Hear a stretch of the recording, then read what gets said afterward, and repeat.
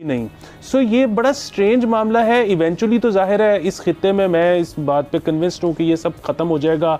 आइंदा वॉर्स सारी ट्रेड की होंगी, आइंदा वॉर्स सारी आईटी की होंगी, ये इस किस्म के मामला ख़त्म हो जाएंगे। लेकिन आज अगर हम देखें, दोस्तों खबरें ये चल रही हैं कि भारत जो है वो ऑकस ज्वाइन करने वाला है किसी राइवल के साथ। दोस्त की बात नहीं कर रहा हूँ। मेरी ख्वाहिश ये है कि हमारी भारत के साथ भी, इंडिया के साथ भी वैसे ही दोस्ती हो जैसे दूसरों के साथ है।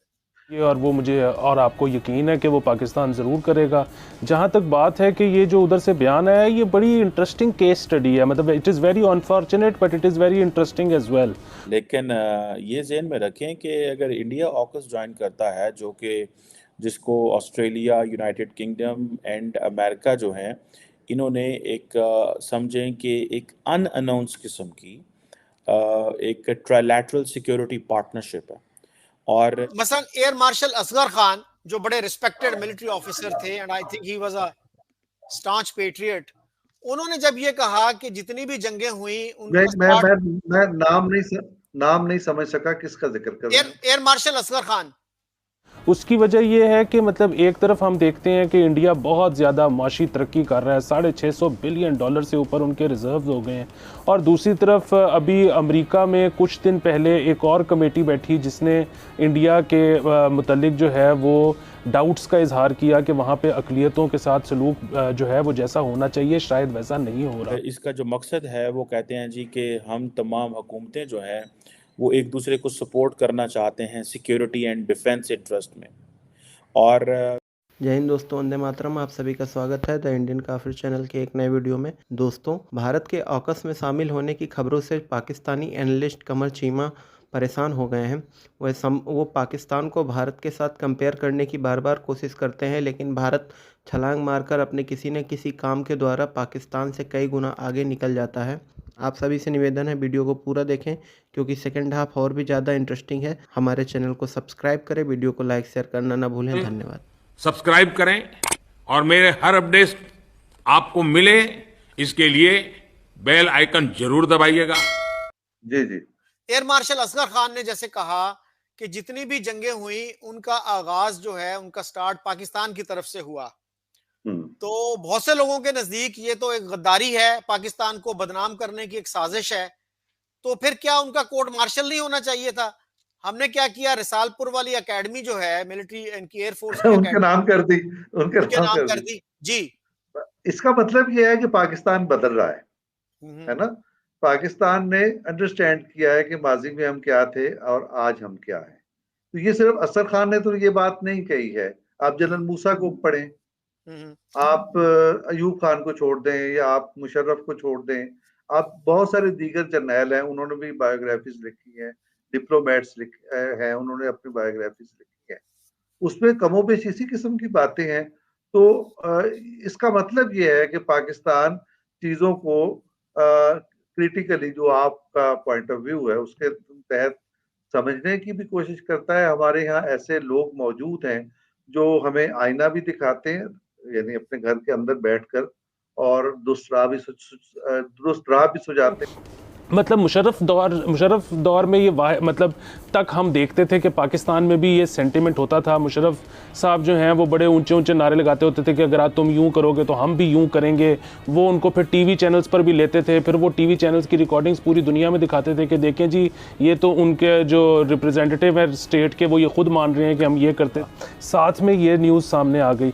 सो बुनियादी बात ये है कि वहाँ पर जो अभी इलेक्शन ईयर है और वहाँ पर एक ऐसा मुल्क जो इतनी तेज़ी से तरक्की कर रहा है मौशी तौर पे, वहाँ पर अभी भी पाकिस्तान दुश्मनी एक इलेक्शन के लिए स्लोगनियरिंग के तौर पर इस्तेमाल हो रहा है। ये दिस इज़ वेरी स्ट्रेंज। मतलब आप ये देखें कि पाकिस्तान में भी इस साल इलेक्शन हुए और उन इलेक्शंस में क्या कुछ नहीं हुआ, लेकिन उसमें इंडिया दुश्मनी जो है वो कोई ऐसा नारा नहीं था जिसकी वजह से कोई भी पार्टी वोट ले सकती हो, और मेरे ख्याल में किसी पार्टी ने इसी वजह से ये नारा लगाया भी नहीं थे।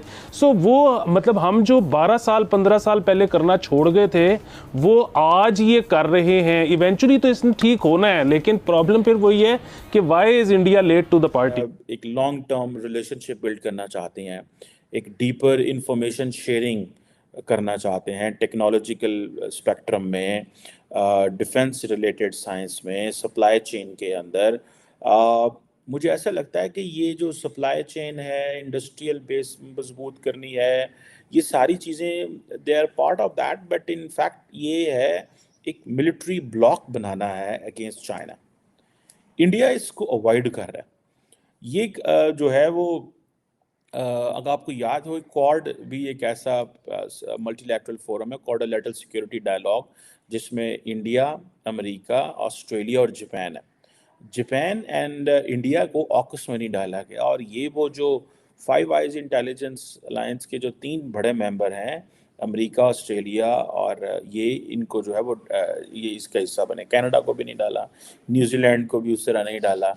अब ये क्वेश्चन, जो चीज़ें इंडिया को ऑफर की गई हैं, इंडिया ये तमाम चीज़ें लेना चाहता है without being a member of a military alliance.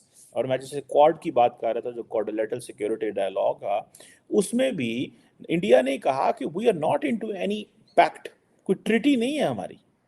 Quad is not a treaty, हम किसी के खिलाफ किसी मुहाज में नहीं है।